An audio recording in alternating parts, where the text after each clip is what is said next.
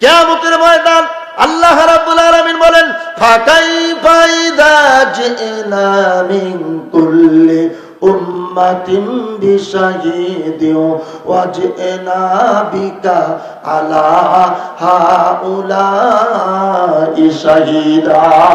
জোরে জোরে বলেন আল্লাহু আকবার। একটা দুপুর বেলায় আল্লাহর নবী মসজিদে নববীর ভিতরে বসে আছেন। হযরতে মাসউদ রাদিয়াল্লাহু তাআলা আনহুকে ডাক দিলেন আর বললেন, ও মাসউদ আমার কাছে আসো। হযরতে মাসউদ রাদিয়াল্লাহু তাআলা আনহু আল্লাহর নবীর কাছে আসলেন।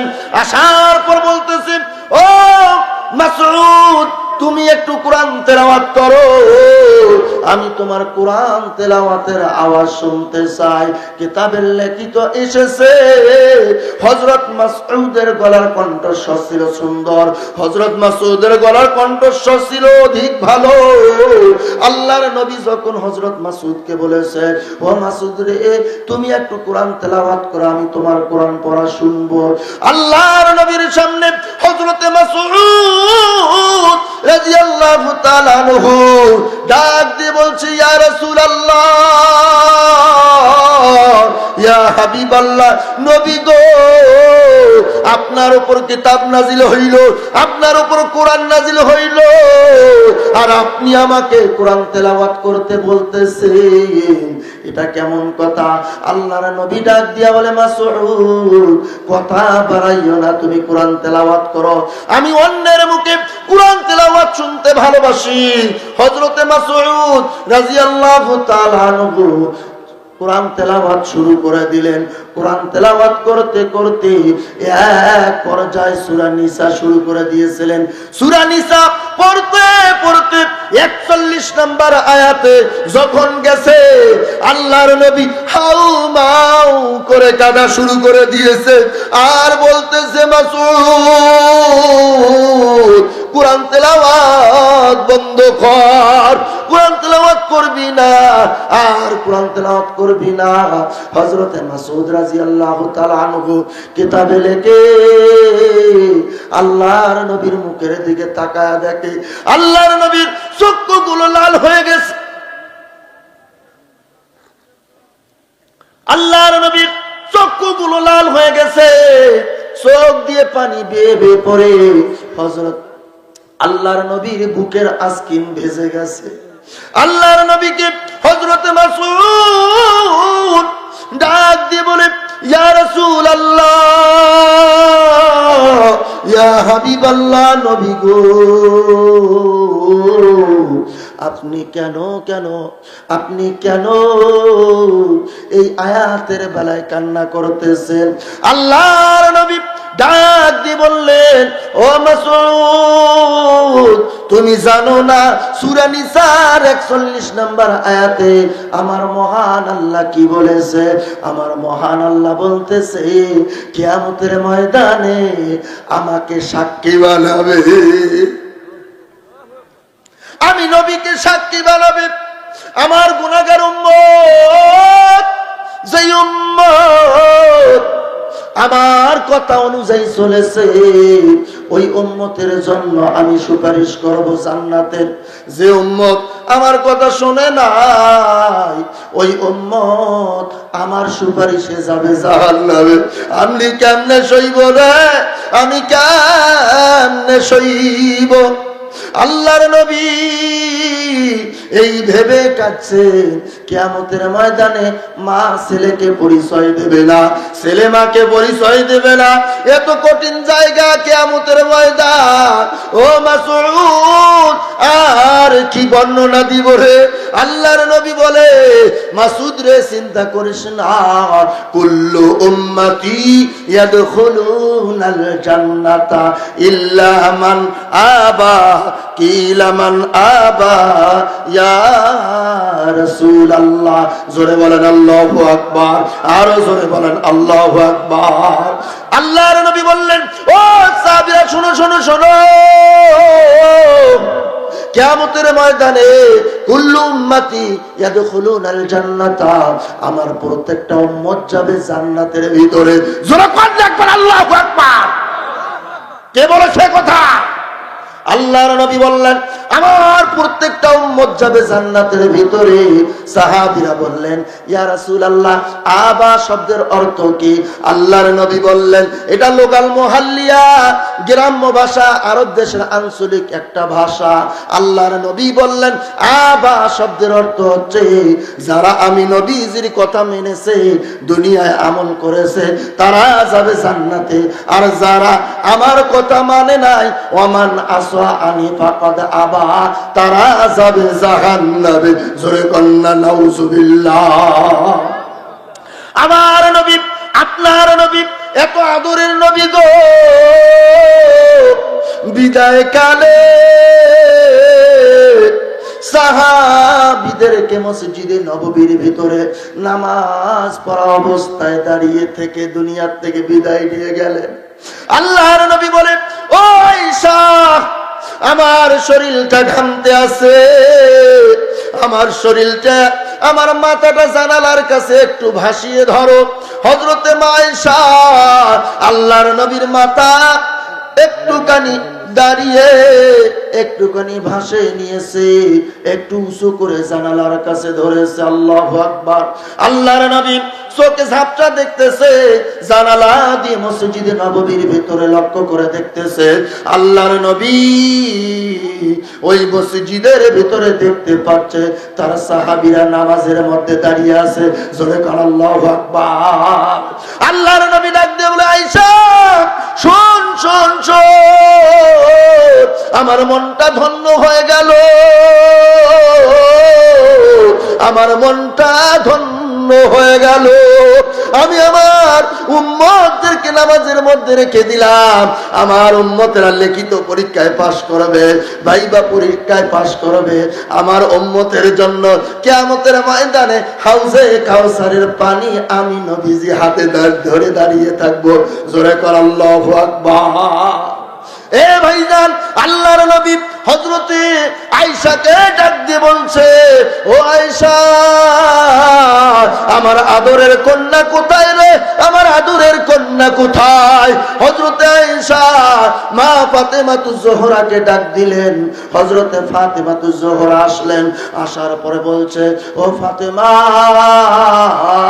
গো, আমার মাথার কাছে বসো। আল্লাহর নবীর মাথার কাছে হযরতে ফাতেমাতুজ জোহরা বসলেন। এবার আল্লাহর নবী তার বাবা, তার কন্যা ফাতেমার মুখের দিকে বারবার তাকাচ্ছে। আল্লাহর নবীর কন্যা হযরতে ফাতেমাতুজ জোহরা বাবার চোখের দিকে তাকায়। এখানে যারা মেয়ের বাবারা আছেন, এখানে যারা মেয়ের বাবারা আছে, আমি প্রত্যেককে বুকে হাত দিয়ে বলতে পারি যে প্রত্যেকটা বাবাই তার মেয়েকে খুব ভালোবাসে। বাবা যতই জঘন্য হোক না কেন, বাবা যতই খারাপ হোক না কেন, মেয়েকে যতটা ভালোবাসে এর চাইতে পৃথিবীতে আর কোনো ভালোবাসা হতেই পারে না। কথা বলেন ঠিক কিনা? আল্লাহর নবী হযরতে ফাতেমাতুজ জোহরা তার চোখের দিকে তাকায়, আর তার কন্যা ফাতেমাতুজ জোহরা আল্লাহর নবী অর্থাৎ তার বাবার চোখের দিকে তাকায়। আল্লাহর নবীর চোখের কোনায় জল এসে গেছে, পানি এসে গেছে। হযরত ফাতেমাতুজ জোহরা রাদিয়াল্লাহু তাআলা আনহা টলটল করে চোখের পানি ছেড়ে দিল। এবার আল্লাহর নবী বলে ও ফাতেমা, আমি তোমার দিকে তাকাচ্ছি, তুমি কি মন খারাপ করতেছো? আল্লাহর নবীর পর কথার উত্তর দিয়ে বলেন বাবা না না না, আমি কেন আপনার প্রতি মন খারাপ করব? ও মা, যদি মন খারাপ না করো, তোমার চোখের মধ্যে টলমল টলমল কেন করে পানি? এবার ফাতেমাতুজ জোহরা বলে বাবা, তোমার যে করুণ অবস্থা আমি দেখতে পারছি, মনে হয় তুমি আর আমাকে বাবা বলে ডাকার সুযোগ দিবা না।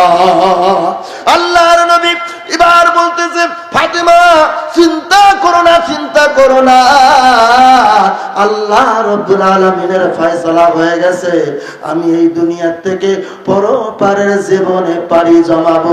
জোরে কর আল্লাহু আকবার। কিছুক্ষণের মধ্যে হযরতে আজরাইল আলাইহিস সালাতু ওয়াস সালাম আসার পূর্ব মুহূর্তে হযরতে জিবরাইল ফেরেশতা এসে দরজাটা খুলে দিলেন।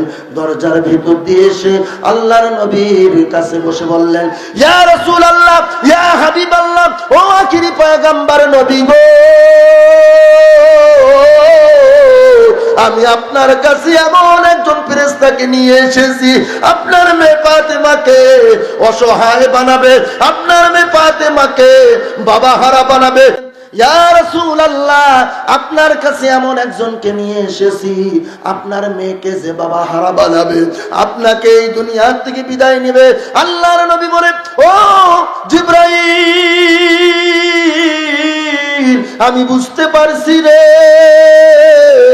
আমি বুঝতে পেরেছি কে এসেছে। হযরতে ফাতিমাতুজ জোহরা রাদিয়াল্লাহু তাআলা আনহা বাবার এই করুণ দৃশ্য দেখে শুধু হাউমাউ করে কান্না করছে।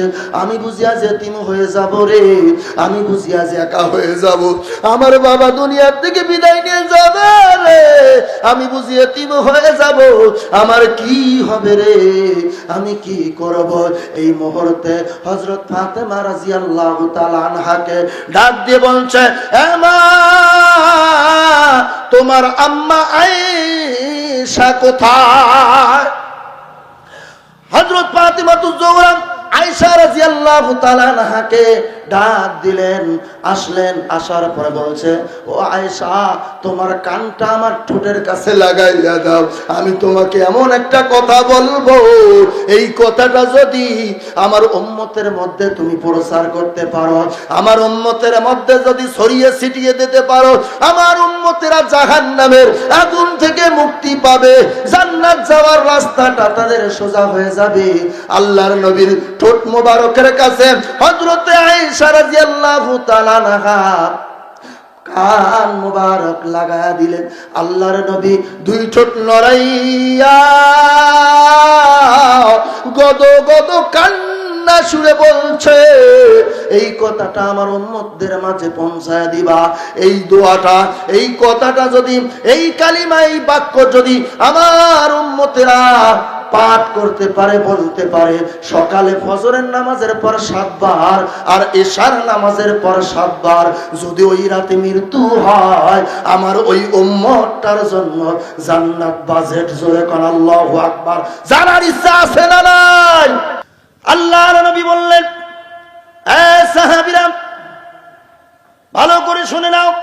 হযরতে মা আয়েশাকে ডাক দিয়ে বললেন, আয়েশা রে,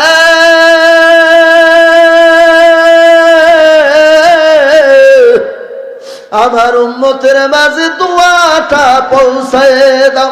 মা বোনেরা, এই দোয়াটা মুখস্থ করবা, এই দোয়াটা মুখস্থ করতে পারলে আর এর ওপর আমল করতে পারলে আমার আল্লাহ পরকালে শান্তি দিবে। জোরে আমার সঙ্গে বলেন, আল্লাহুম্মা গফিরলি ওয়ারহামনি ওয়ালহিকনি বিররফিকিল আলা। আরো জোরে বলেন, আল্লাহুম্মা গফিরলি ওয়ারহামনি ওয়ালহিকনি বিররফিকিল আলা। এই দোয়াটা সকাল ফজরের নামাজের পর 7 বার, ঈশার নামাজ পড়ার পরে যেজন পড়বে 7 বার, ওই জনের কিয়ামতের ময়দান লাগবে না, কবরে জান্নাতের ঠান্ডি হাওয়া চালু হয়ে যাবে। জোরে করেন আল্লাহু আকবার। আরো জোরে বলেন আল্লাহু আকবার। হইল না? জোরে বলেন আল্লাহু আকবার। প্রশংসা সবই কেবল তোমারই রাব্বুল আলামিন, প্রশংসা সবই কেবল তোমারই রাব্বুল আলামিন। প্রশংসা কার? তাহলে শুরুতে বলছিলাম মৃত্যু আছে না না, মরণ আছে না নাই, দুনিয়ায় লিখিত পরীক্ষা, কবরে ভাইবা পরীক্ষা, এরপরে কিয়ামতের ময়দানে রেজাল্ট। কথা বলেন ঠিক কিনা? আরো জোরে বলেন ঠিক কিনা? এ ভাইজান, মৃত্যুর স্বাদ অবশ্যই গ্রাস করবে, মৃত্যু সবাইকে একদিন কবরে নিয়ে যাবে। আজকে কবরবাসীর মাগফিরাত কামনায় এই ওয়াজ দোয়া মাহফিল ভাইজান, একটু কথা না বললে তো হক আদায় হবে না ভাইজান রে। ওই কবর একটা কালো জায়গা, ওই কবর একটা মাটির জায়গা, ওই কবর একটা মাটির বিছানার জায়গা গো। ওই কবরে কোনো সাথী নাই, কোনো বাতি নাই, ওই কবরে টেলিফোন নাই, আলাপন হবে না রে ভাই। ওই কবরে কেউ তোমাকে সাহায্য করবে না। সাহায্য করার মতো একজনই আছে, তিনি হচ্ছেন আমার আল্লাহ। কাপন আমার আপন, কবর আমার ঘাটি, ওই কবরে যেতে হবে, থাকবে না কেউ সাথী।